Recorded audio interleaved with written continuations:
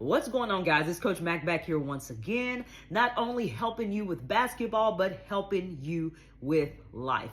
Okay, so last weekend we celebrated Mother's Day, and I'm sure that you spent time with your mom, your grandmother, great grandmother, or mother figure. And one of the things that we did at church that got me to thinking was we asked the kids, what is a lesson that you learned from your mom? And of course, I thought about lessons that I learned from my mom, and I was like, well, there's so many, and there's so many things that I admire. But I think there are all things that, or we all have learned things from our mom, whether it be positive or negative. But I would argue that even the negatives can turn into a positive because it's taught you what not to do, what to do, and overall making you a better person. So as I was thinking about my mom, I was like, man, there's so many things, but let me just try to narrow it down. And what sticks out to me is that, but before I go into that, my dad has these sayings that are like so profound that stick with you. And it's like, man, my dad said that, and they just stick with you throughout your life.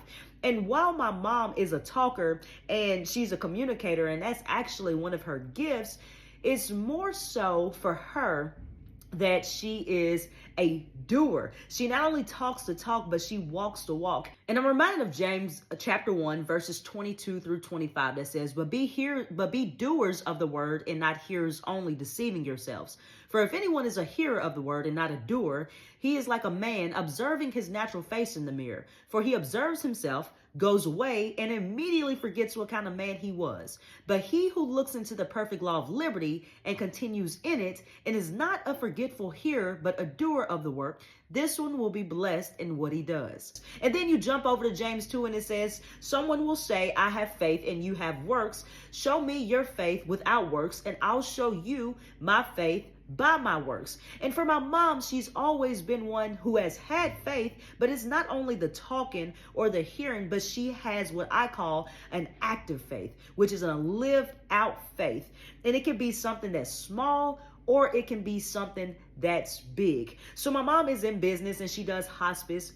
And there have been countless times to where I've seen her be in a predicament, in a situation. And I'm like, well, Mom, what are you going to do? And we'll be talking about it. She's like, I'm just going to do it. And I'm like, you're not going to think that through a little bit better? Because I'm more of a thinker. So I'm going to be a little bit slower making my decisions. But she's like, nope. Like, I not only trust in myself, but I trust in the bigger person who has it, the bigger deity who has it all under control, and that is God. So that has taught me over the years by not only her saying, but watching her in her doing, because a lot of people will say things, but they won't do. But she is absolutely a doer, and I've not only seen her benefit from it, but she has been blessed in more ways, I'm sure, that she would tell you that she can name. And it's also not only blessed her, but it's blessed us as her kids, and my dad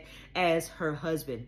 So I just want to encourage you to not only say that you're going to do something, but be a doer. And it reminded me as last night at practice when my coach we had a rough practice, and the girls are struggling with like basic things like making layups consistently, with ball handling, with shooting, just doing those things consistently at the way they're supposed to, doing it well consistently. And so after coach sat down and talked to him and had a long talk, and he was like, is not showing, like the work that you put in, or the lack of work that you put in or not putting in is showing. And so we asked them, like, how many of y'all put in work outside of practice? How many of y'all watch basketball and all of this? And some of them will raise their hand, most of them, but we could tell that they're not practicing they're not putting the work as they should outside, because it's showing.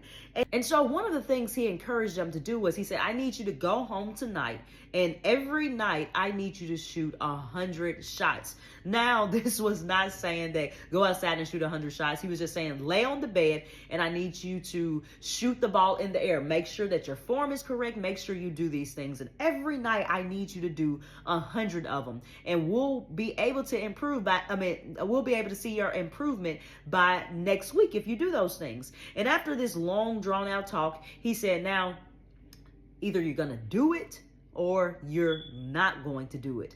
And that makes all the difference, because in the moment you can be motivated and you're going to say, well, I'm going to do it, I'm going to do it. And you never end up doing it. And I guarantee you that is the difference between someone who can go from good to great. Is you have people who will do it maybe for a little bit, or you have some people who won't even begin to do it, but then you have people who do it for a little bit, but then you have people who are consistent and do it all the time. And that is what's going to make the difference in your game. And not only the difference in your game, but remember what I say is that this goes for basketball, this goes for your sport, but it goes for whatever you do in life. So if you want to see improvement, then be like my mom and be a doer. So this goes out to all my moms, my grandmothers, my great grandmothers, aunts, mother figures. Thank you for the lessons it is that you have taught us, and just keep being y'all. And as always, I hope this helps.